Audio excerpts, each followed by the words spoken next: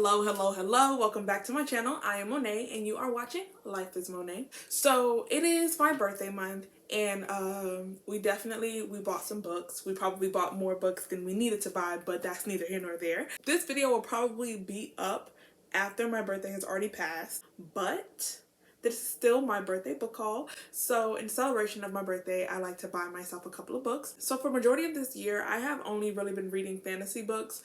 And while I have been enjoying my time, the fantasy books have been hitting for me, especially lately. I do want to take a break because I feel like I'm getting a little bit worn out from fantasy. So I decided to buy some books completely outside of the fantasy genre. I do have some sci-fi here as well, some contemporary, some romance, kind of, sort of. I'm not really a romance reader, but I am stepping outside of fantasy for a little while just to see how the world treats me, and who knows, I may come across a very loving, heartfelt story. I don't know. Okay, so the first book I have is The Martian. This follows a character who gets stuck on the planet of Mars. Something happens when he's on this planet with his crew that makes them think that he is dead, and so they leave him on this planet alone, and he pretty much is stranded, has no hope of getting back home or even getting a message to people back home. And even if he was to kind of get them a message back home, it would take years for them to get back to where he is, in which case he will probably already be dead by the time they come back. This book has actually been adapted into a movie, and I have 3 books by Andy Weir that I plan to do a vlog for, as well as watching the movie. So I thought that would kind of be a cute little vlog I did to do. And I've heard nothing but raving reviews about this book, so I'm expecting it to be a 5-star read. Like, this is a 5-star prediction.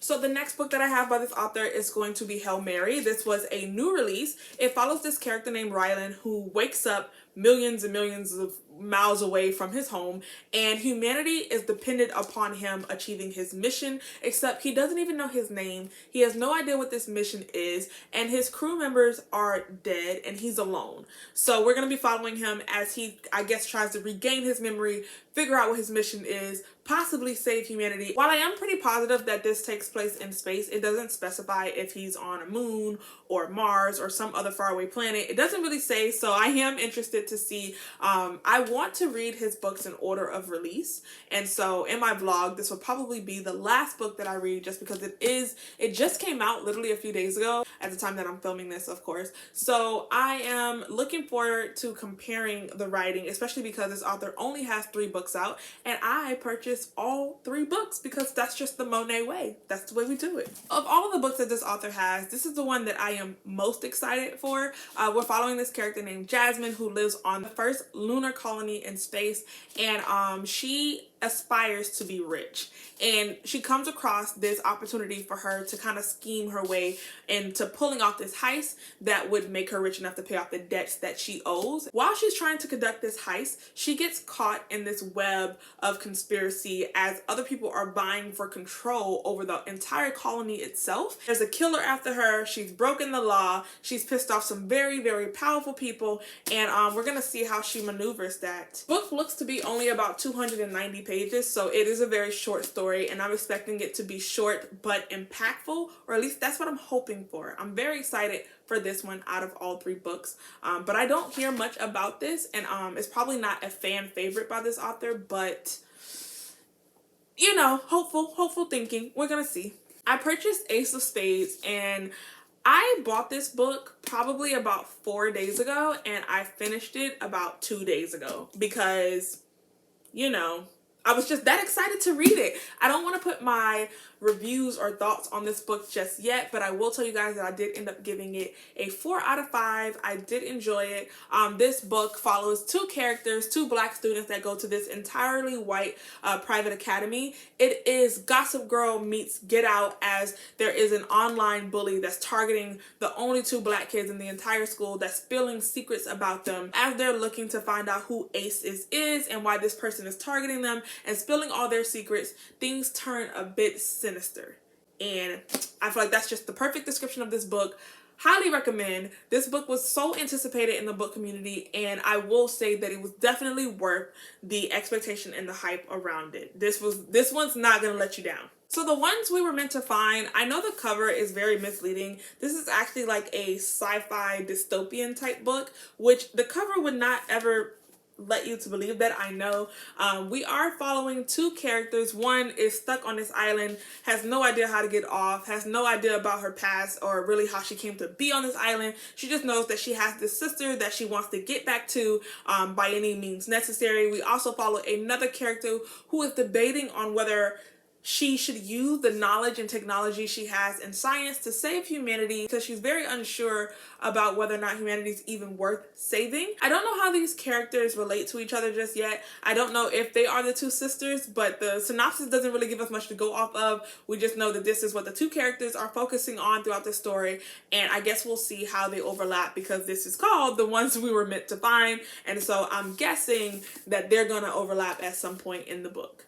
But I just noticed on the back that this book was blurred by Marie Lu, and if Marie Lu told me to read the encyclopedia, I would definitely read it. I really would. I'm such a fan. Next up, we have Honey Girl. This follows a character named Grace who just graduated with her PhD. She decides to let loose and do something that she's never done before, and that is go to Vegas. She goes to Vegas. Not only does she go to Vegas, she gets drunk, and she marries a woman that she has never met before and knows absolutely nothing about. So instead of Grace going back home to face the music, dealing with the drama and pressures of her life, she decides to go to New York to spend the summer with this wife that she just randomly married in New York. And things occur, and she learns so much about herself. I've heard that this is a great story about growth around a character coming to terms with reality of who she actually is outside of just constantly achieving goals and plans, and her just understanding what her life is like outside of all of the things that she thought she was or thought she was gonna be, but it's turning out not to be. This one, Luck of the Titanic, I got simply because of who I am. I love history. I am a historian. I love everything that has to do with historical references, especially when they put it in books. In this book, we are following our main character who is trying to get into America, but this is after America has banned all Chinese immigrants in the Chinese Exclusion Act of 1882. Don't quote me on that. I am a historian. I suck at dates. I just know it was like 1884, 1882. I'm not sure. But in 1882, if you did not know, America banned all Chinese immigrants from coming in and from them being able to obtain citizenship. The ban actually lasted about 10 years. So in our book, we're following this like Titanic type story where our character is on this boat. She's a stowaway. She's trying to sneak into the country to become an acrobat in a circus, and she wants her brother to join her, but he has goals that he's focusing on himself. So she has to convince her brother that sneaking into America, even though they've officially been banned, is the right thing to do, and also execute this plan and convince him that it will possibly work, even though she has no clue. And I'm just looking forward to literally like taking the historical references and mixing it with this aspect of the Titanic and merging it into one book. I am looking forward to getting the POV of a character who has decided to sneak into a country as an illegal immigrant that has officially banned her simply because of where she was born. And I know it's a lot of pressure, but I'm hoping that the historical aspects and references in this book are actually pretty hard-hitting. Very excited for this one. The next book that I have is I Wish You All the Best. In this book, we are following a character who comes out as non-binary to their parents, and their parents throw them out of their house, and they're forced to live with their sister and their sister's husband that they've absolutely never met. And because of the traumatic experience and the panic attack and anxiety attacks that comes around them coming out to their parents and their parents' very negative reaction, they decide that they're going to go to school and not be out in the open. They're just going to keep a low profile. At this school, they end up meeting a guy that they become friends with, and their feelings start to grow from there. So we're just following this character as they navigate all the things that comes with being a young adult, entering the new world, graduating high school, coming out, and dealing with all the negativity that comes around their very own sexuality. The next book that I grabbed was She Drives Me Crazy. In this book, we are following this character named Scotty. Scotty has this ex-girlfriend that she's trying to get over who also plays sports, and they recently played a game against each other in which Scotty lost and was very embarrassed. On the way home from the game, Scotty crashes into the school's head cheerleader, Irene, on the road, and Irene's car has to go to the shop for a few weeks, forcing these two girls to carpool. And from there, they have like this very weird dynamic in terms of a friendship until Scotty's ex-girlfriend wants to get back with her. And in order to climb the social ladder, make her ex-girlfriend jealous, and all these other type of things that Scotty's trying to figure out in her life right now. Her and Irene come up with a fake dating scheme, and I'm very interested to see that. The only other book I've read that has something similar was in Serpent and Dove, but that was more of a forced marriage. I don't think I've ever read a fake dating trope, so this is going to be my first one. We'll see how I feel about the fake dating tropes. I ended up purchasing all 3 volumes of the Heartstopper series.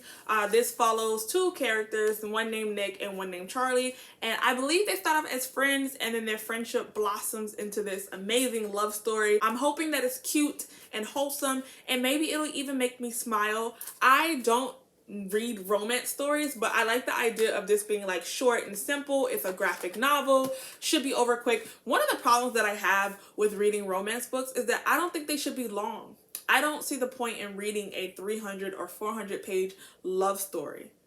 It just feels drawn out. It just feels melodramatic. I'm just not a fan of those. So I feel like I would love a short romance type story in terms of like a comic book, graphic novel, novella, short but impactful, and just leaving me wondering about the characters, if they're happy, if they found that epic love, if they broke up. I like having my mind wander when it comes to romance stories, especially like in my fantasy stories. When the few couples that I do absolutely love, they have some aspects of tragedy to them and they end very open-ended, and I'm just left wondering if, you know what I'm saying, their love is surviving the test of time. That's what I like when I'm reading my romance stories. So I don't like to be in the relationship or in the head of my characters for too long, which is probably why I don't read romance books, because I just don't see why they need to be over 400 pages.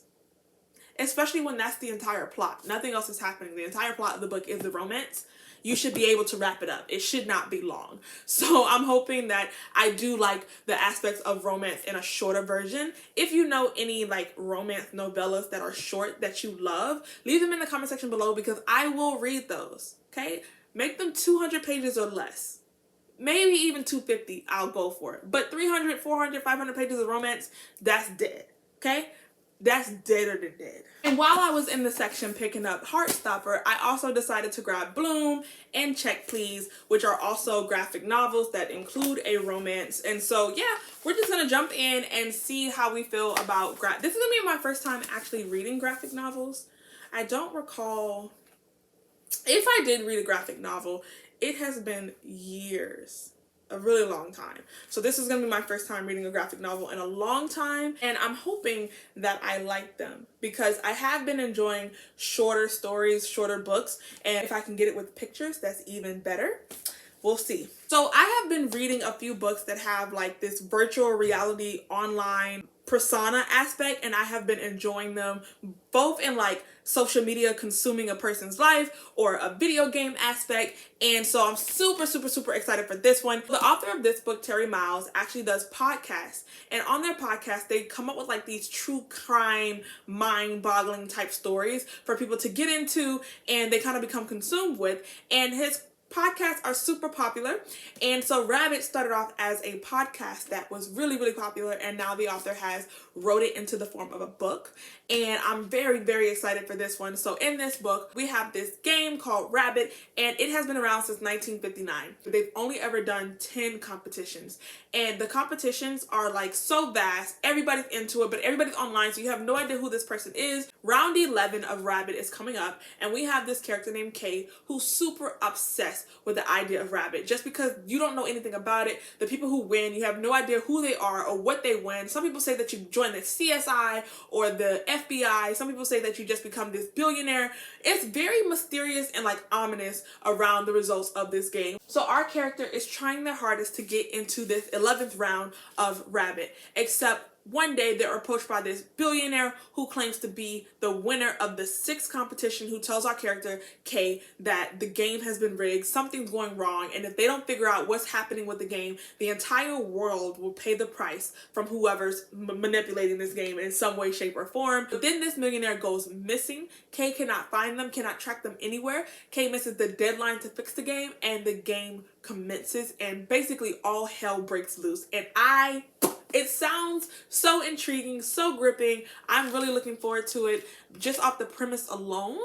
And while I haven't listened to the podcast around this book, I immediately knew who the author was because that podcast is so popular. My friends listen to it. They absolutely love it. And so I haven't heard the podcast, but I'm hoping that the book is just as good, if not better. And we'll see from there. Maybe I'll do a vlog on this one just because I am so excited to get to this book. I plan to read it like ASAP because it just sounds so good. So the book that I wanted to purchase was Anna K because one of my favorite booktubers absolutely loved that book, Anna K, and I believe there's a sequel that just came out called Anna K Away. I was very interested to go in there and purchase it, except they didn't have it, but I did come across this book called Parachutes. I found it to be very interesting, and I know we're surprised, but I actually did read the synopsis of this one and decided to purchase it anyway. We're following two girls, one named Claire, who is from Shanghai. Her parents want her to, I guess, have a more cultural upbringing, and so they pluck her from Shanghai and they put her in California, and she has to go to school in America for a certain amount of time. However, being so far away from her parents, there's no one to tell Claire what to do for the first time in her life. She's exploring this newfound freedom that comes with being so far away from home. Danny is the host of Claire. So if that makes any sense, Danny's mom rented out a room that Claire's parents is renting for Claire to be in America and to go to school. So they're kind of like host sisters, and they live under the same roof. However, Danny's very focused on getting into Yale and doing everything that she needs to do to secure her future, to make sure that none of the rich kids at her school takes all the opportunities for her to rise to the top. They are trying their hardest to avoid each other at all costs. However, something happens that put the girls on the same course and where they have to work together to maneuver whatever situation that's going to arrive when I actually read this book. I still plan to purchase Anna K and Anna K Away because I was very much looking forward to reading that book. But I will also be reading Parachutes. So that's the thing. I don't know if I have the body strength for such a feat. I feel like they're definitely about to fall. I need to take like a thumbnail with this or something.